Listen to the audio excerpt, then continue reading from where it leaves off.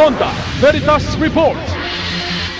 Damdaming anawim at sitwasyon kaugnay sa pagpapasara sa mga illegal recruitment agencies sa Pasig City. Ang balitang yan tinutukan ni Nolan Ariola.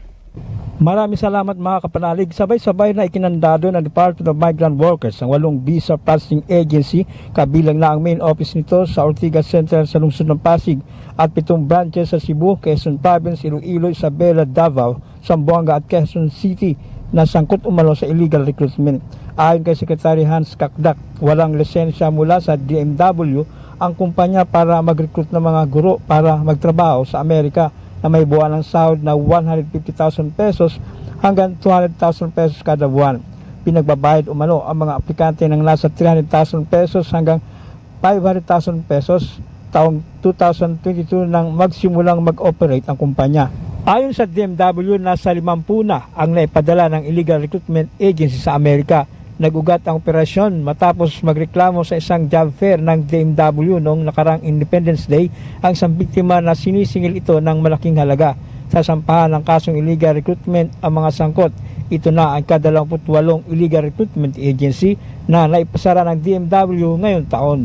Talagang yan nila sa DMW talaga, tingnan nila kung ano talaga, legit pa talaga yun.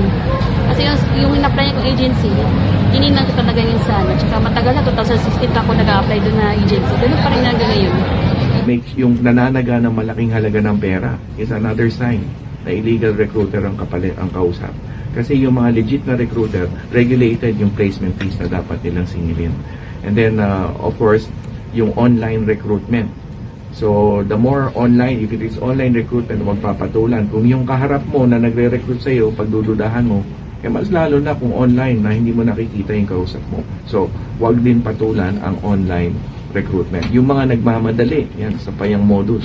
Yan ang tinig ni Fatima at Secretary Kakdak. Mga kapanalig, ang lagiang dalangin at paalala ng Simbahang Katolika ay maging maayos ang mga ipinatutupad na patakaran o batas ninuman at saan man. Para sa Veritas 846, ang radyo ng Simbahan, ako inyong kapanalig, Nolan Ariola, sumainyo ang katotohanan. Fronta Veritas Report. Damay Kapanalig.